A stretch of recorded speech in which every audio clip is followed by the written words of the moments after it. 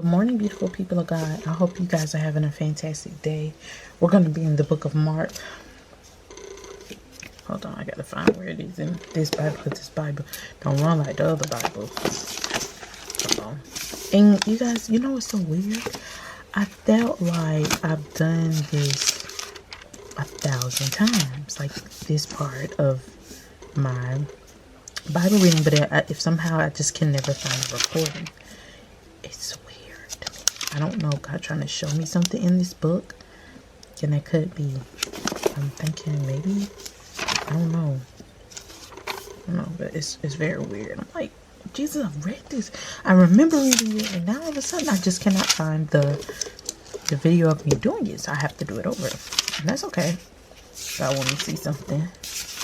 I know that we're doing in this book, we're going to be studying the chronological book, because I was just looking over everything, and some of this is repetitive, and of course they have their different perspectives, but that's what I want to do. I want y'all to look at all the different perspectives of it. We're in Mark, so I got to find where we are. I'm in chapter 5. I apologize y'all for this.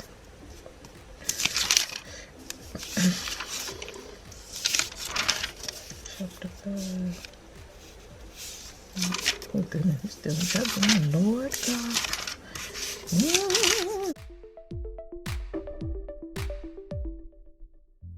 Okay, here we go. You see how I did all this? Because I read it, y'all. I read it. But God, only you know. You know what you're doing. God knows what he's doing. I'm going to get closer to the Bible, because I be wanting y'all to see where I'm at. Sometimes it's hard to see.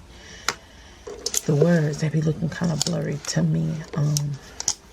So it's parallel. Mark is like the second part that correlates. So that means the first part that correlates with this would be Matthew chapter 9, 18 through the 26th verse. As Jesus was saying, the leader of the synagogue came and knelt before him. This is what he's saying. These are the things I correlate with one. He said, my daughter has just died. And he said, but can you bring her back to life again? If you just come and lay your hand on her. Now we get to Mark. And I'm sorry for all these flipping, because this is just what happens. It says he pleaded fervently with him. My daughter is dying. He said, please come and lay your hands on her. Heal her so she can live. So on Matthew, he says, if you just lay your hand on her. And Mark, he says, come and lay your hands on her. Heal her so she can live. So, and we already know his faith was ridiculous, because it was the fact that he just knew you were Jesus, you're a healer. You don't have to do much. You ain't got to speak in tongues. Just touch my daughter so she can live. Okay. So here we go. That's Mark. So now I think it gets to Luke. Yep, Luke. And it says right here, it goes more into detail with Luke. It says, on the other side of the lake, the crowds welcomed Jesus because they had been waiting for him. Then a man named Jairus. I don't believe they say on the other ones, Mark and Matthew, that his name was Jairus. No, they do not. They say a leader of a synagogue.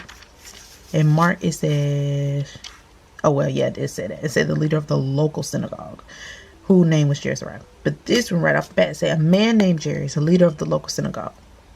Great English. He came and fell at Jesus' feet. It said he fell. Now, he said he fell on Mark too. Fell at his feet. What did Matthew say? Come on, Matt. He said he knelt before him. That fell, it hits different. If it hits different. He was desperate. That's what I feel.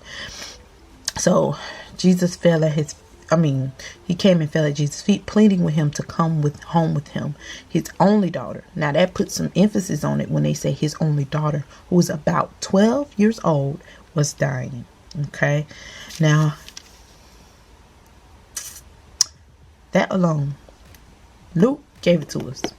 He gave it to us. The good English, the falling at the feet. And then it was the fact that it was his only daughter.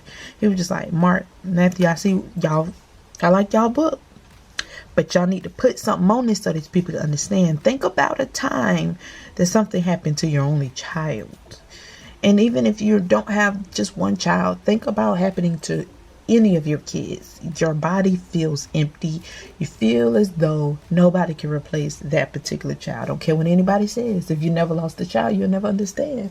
I've never lost a child, thank you, Lord Jesus. But yet I've seen people grieve. And I know grieving doesn't feel good. With that being said, we're going to keep going. So then we go to the second part. And it's okay, so then it's talking about that, and then it gets to the lady that had the issue of blood, because Jesus wasn't able to make it to the house at that time. He was walking towards the house, but he's Jesus, so everybody's like, oh, Jesus, heal me, heal me, heal me. But this particular lady didn't feel the need to interrupt Jesus. Okay, she felt like, I don't want to interrupt him. I already know his power. I'm gonna just touch the hem of his garment. Now, this is the NLT version. I don't know if they say him. Don't remember that part. So we're going to read what it says. Okay. Then Matthew says, so Jesus and his disciples got up and went with him. Just then a woman who had suffered for 12 years with constant bleeding came up behind him. She touched the fringe of his robe. There it is. For she thought, if I can touch his robe, I will be healed. Okay. Then in Mark, it does say a woman in the crowd has suffered for 12 years with constant bleeding. She has suffered a great deal from many doctors. Now, this is more detailed. From many doctors, and over the years, she has spent everything she had to pay for them. We've heard the story. This is what they say. But we don't say that Matthew didn't say all that. But Mark does, and I believe Luke do too, because he's a very detailed person. Here we go. And over the years, she had spent everything she had to pay them, but she had gotten no better. In fact, she had gotten worse. She had heard about Jesus, so she came behind him through the crowd and touched his robe. For she thought to herself, if I could just touch his robe, I would be healed. Immediately, the bleeding stopped, and she could feel in her body that she had been healed of the terrible condition. Let's go back to Matthew. I ain't saying that, Matthew. You did good. You count money. All right. But it doesn't say that immediately she was healed. Mark brings us up into it, where he say immediately she was healed. Some people don't need all that. Some people just need what Matthew say and they run. Some people need more detail because the details hit them a little different. So Matthew was for somebody, but I'm gonna just be honest with you. I think Mark and Luke is for me. I need the details. I need to visualize everything that's going on. Okay, so with that being said, she touched his robe and that happened. Then Jesus realized that once the healing power had gone out from him. So he turned around in the crowd and asked, who touched my robe? This is in Mark. His disciples said to him, look at the crowd pressing around you. How can you ask who touched me? What? Jesus. Then she was frightened. She was trembling, y'all. And Jesus said, daughter, your faith has made you well. Go in peace. Your suffering is over. Let's not do this. You ain't got to be scared, my girl. You ain't got to be scared. Let's see. And when she touched the robe in Matthew, Jesus turned around, and when he saw her, he said, daughter, be encouraged. Your faith has made you well. And the woman was healed at that moment.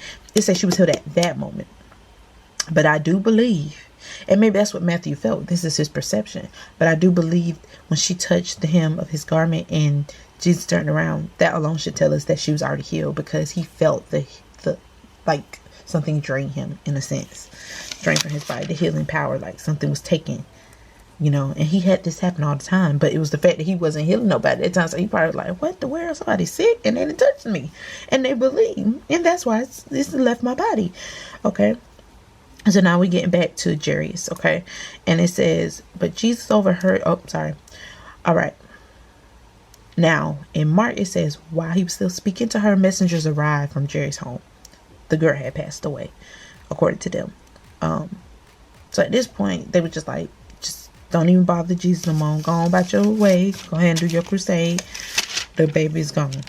And Jesus like, the daddy know who I am. So I'm gonna keep going for the daddy and the mama.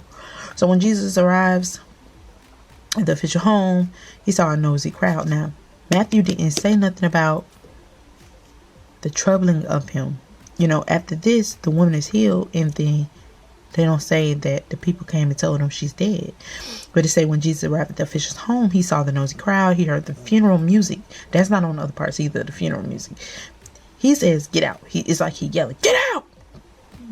And then the girl, and he told them, this girl isn't dead. She's only asleep. But the crowd laughed at him. After the crowd was put outside, however, Jesus went in, took the girl by the hand, and she stood up. You see how he did that? Matthew was like, and she stood up. There it is. Boom. I'm done with my story.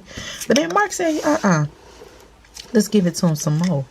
So then Jesus realized that wrong place. I apologize for that. As he was speaking to her, messengers arrived from the home of Jairus, the leader of the synagogue. They told her, your daughter is dead. There's no use in troubling the teacher now. But Jesus overheard them and said to Jairus, don't be afraid. Just have faith, Jairus. You've had it now this whole time. Keep going with it. Then Jesus stopped the crowd and wouldn't let anyone go with him except his homies. Peter, James, and John, the brother of James. It didn't say all of them went. When they came to the home of the synagogue leader, Jesus saw much commotion and weeping and wailing. He went inside and asked, why all this commotion and weeping? The child isn't dead, she's only asleep. The crowd laughed. But it goes on to detail. Say, but he made them all leave, and he took the girl's father and mother in, and the 3 disciples. I think in Matthew, it doesn't tell that he took all these people in the room, made it seem like Jesus just went in there, grabbed her hand, she just stood up. But Mark says that he took all them people in there, and holding her hand, he said to her, Talitha Ka'um. I probably said that wrong, which means little girl, get up. And the girl, who was 12 years old, immediately stood up and walked around. That is scary. I would have passed out.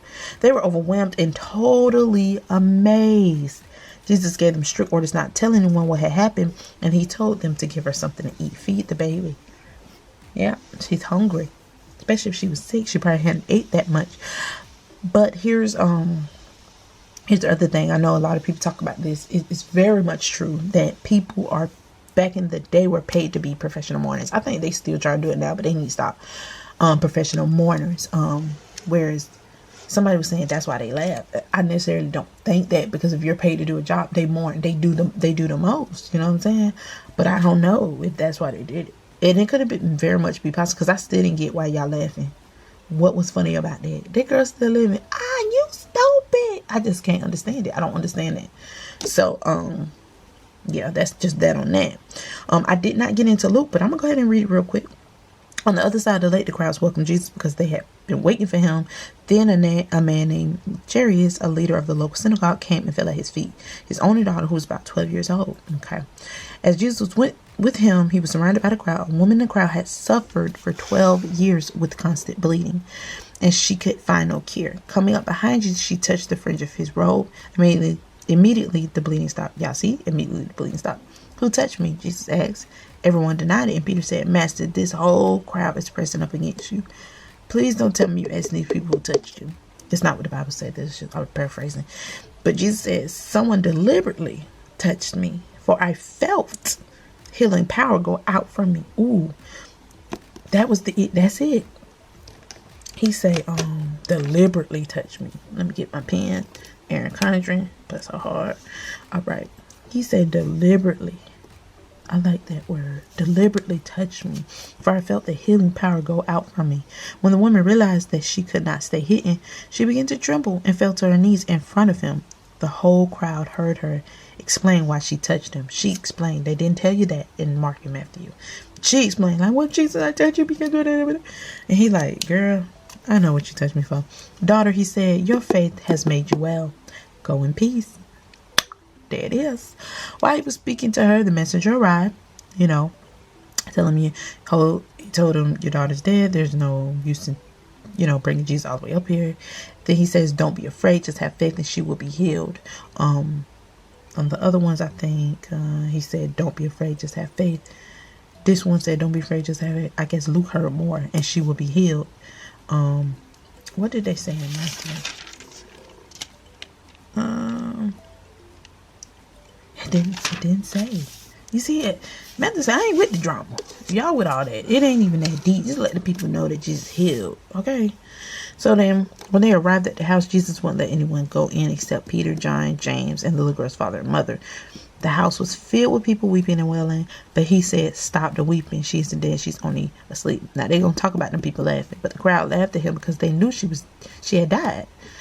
Then Jesus took her by the hand and said in a loud voice, They say you can't be meek. You got to become bold unto the Lord.